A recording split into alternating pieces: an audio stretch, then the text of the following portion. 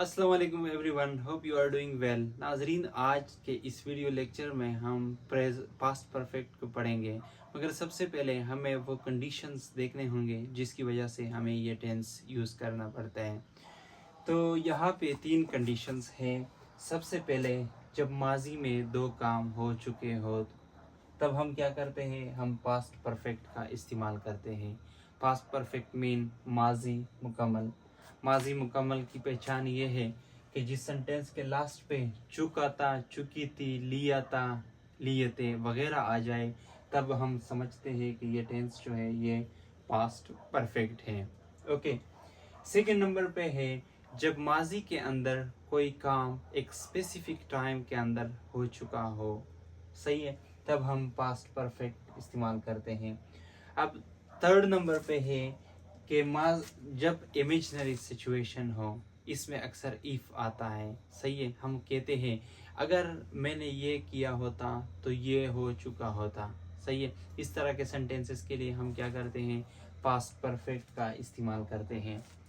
अब अगर हम सेंटेंस की स्ट्रक्चर या सेंटेंस के रूल्स को देख लें कि इस टेंस के अंदर कैसे बनते हैं, तो सबसे पहले सब्जेक्ट।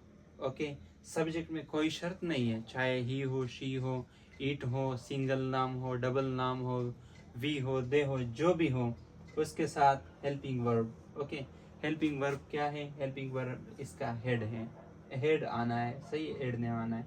उसके बाद वर्ब की तीसरी फॉर्म विथ थ्री। ओके, ये ज़रूरी है। उसके बाद फिर ऑब्जेक्ट। तो ये सेंटेंस स्ट्रक्चर है।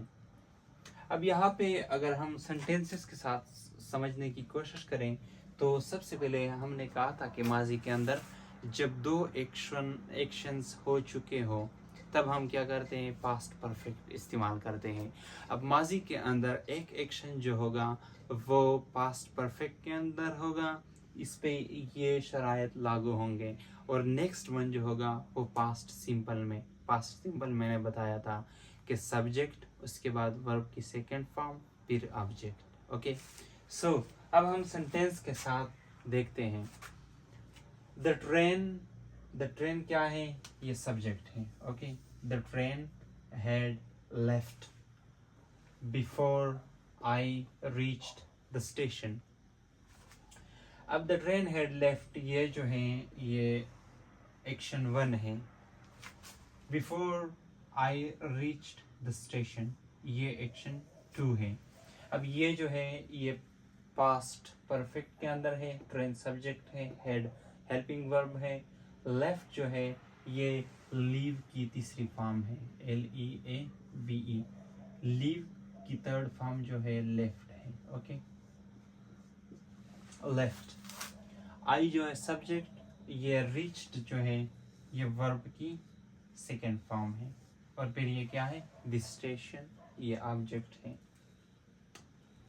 अब सेकंड नंबर पे यहाँ पे हमने जिक्र किया है कि माजी के अंदर जब किसी ख़ास वक़्त में कोई अमल हो चुका हो तब हम ये टेंस इस्तेमाल करते हैं।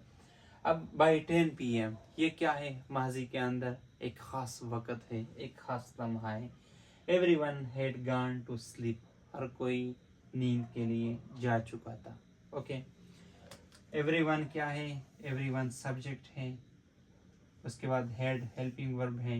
गो की थर्ड फॉर्म जो है, गो थर्ड फॉर्म जो है वो गॉन है, GONE, गॉन। टू स्लीप, किसके लिए, सोने के लिए। अब लास्ट पे इमेजिनेशन वाली जो बात है उसमें मैंने कहा था कि हम इफ़ का यूज़ करेंगे। इफ़। ओके। सबसे पहले इफ़, उसके बाद सब्जेक्ट, हेल्पिंग वर्ब, वर्ब की तीसरी form. If I had studied harder, okay, harder क्या है, studied harder, study को modify कर रहा है। I would have passed the exam या examination, या I would have passed। तो यहाँ पे regret है, ये अमल हो चुका नहीं है। इसने सिर्फ कहा है कि अगर मैंने मतलब मेहनत की होती तो मैं पास हो चुका होता। अब अगर हम इसके नेगेटिव या इंट्रोगेटिव को देख लें, तो ये सिंपल है। अब यहाँ पे हेड है, द ट्रेन हेड नॉट आप लिखे सिंपली, ओके। लेफ्ट, अब यहाँ पे है, ये इसको साइड स्टार्ट पे ले आए, had the train left before I reached the station.